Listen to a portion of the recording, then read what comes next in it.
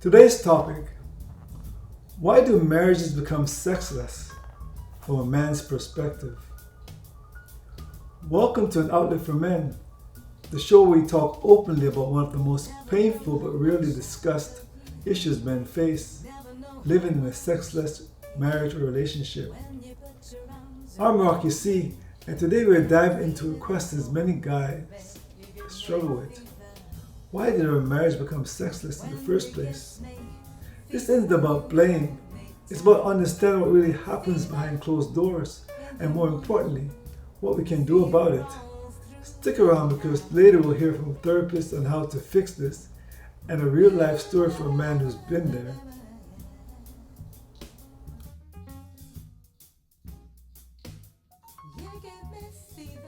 Let's go through these 7 points one by one. Number 1, the roommate's syndrome, loss of romantic connection.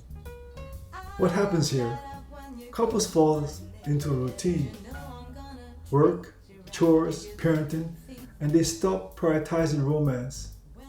Here's why it kills intimacy: lack of date nights, flirting, or efforts to stay attractive to each other. They stop touching, and it becomes functional, a quick peck rather than a passionate kiss. Here's a real life example. We became co-parents but terrible lovers. Sex felt like just another chore. Number 2, resentments and unresolved conflicts. What happens here? Anger, betrayal, or constant arguing erodes emotional and thus physical intimacy. Common triggers: financial stress. Example, one partner overspending. Parenting disagreement, clashing over discipline styles. Or worse, broken trust, past infidelity, even if they say it's forgiven. And here why it leads to dead bedroom. The hurt partner may hold sex as an unconscious punishment, and the other partner stops initiating to avoid rejection. Here's a listener's quote: "As she called me a bad father in front of the kids, I couldn't even look at her naked anymore." Number 3, exhaustion and stress and mental health. Here's how daily life kills libido: work stress, long hours, job insecurity, or burnout lower testosterone and desire.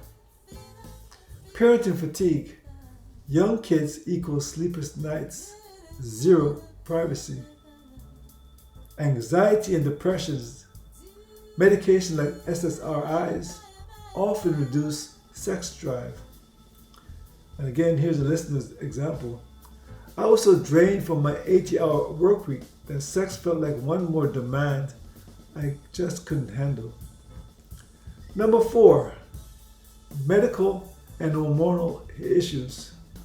Some common physical causes: men, low testosterone, especially after 40, diabetes, obesity; women, menopause, painful dryness, PCOS, postpartum hormone shifts.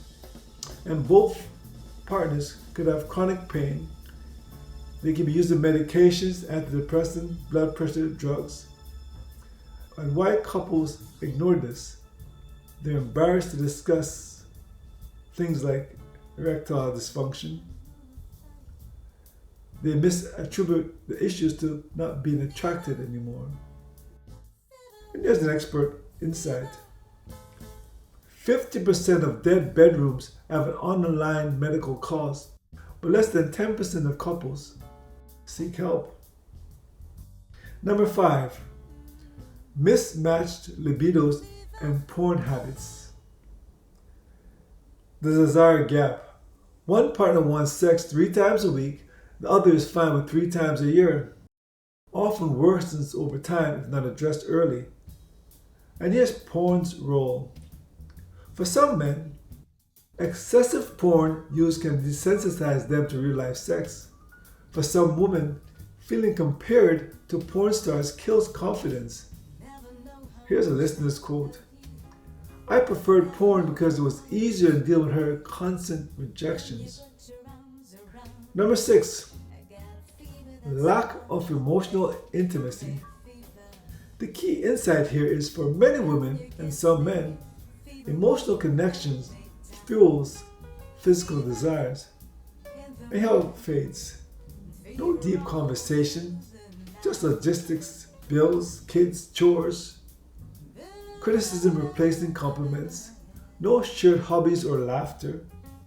Now here's a therapist's take. You can't expect her to crave sex if you haven't connected emotionally in months. Number 7.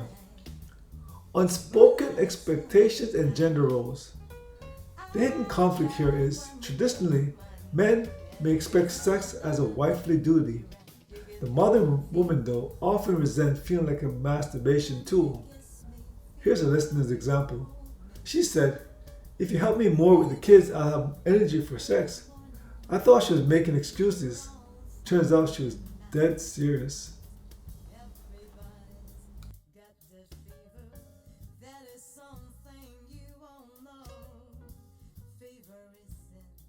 First, I want you both to hear this. You are not broken, and your marriage isn't doomed just because you're not having sex right now. This is far more common than most people think. We're here to understand what's going on without shame or blame. I feel rejected.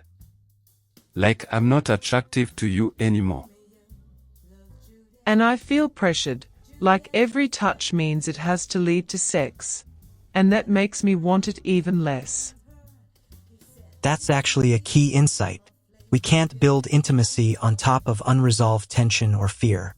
Before we talk about the bedroom, I want us to look at your whole relationship, communication, emotional closeness, stress levels, health changes. Often, the problem isn't just physical. So it's not just about fixing sex. Exactly.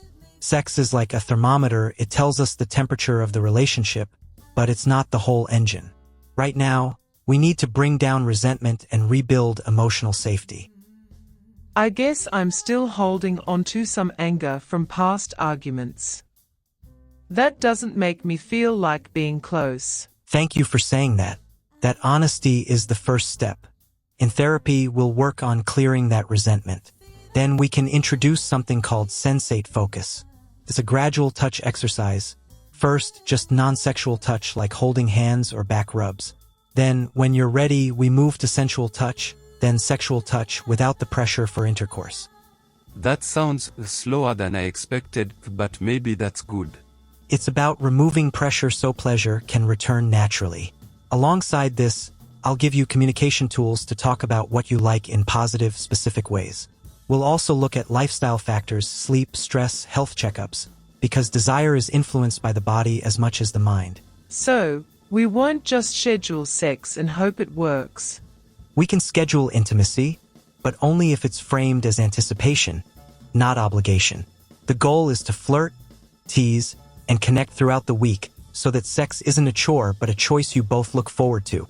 This process takes time, sometimes months, but if you're consistent, desire returns in layers. All right.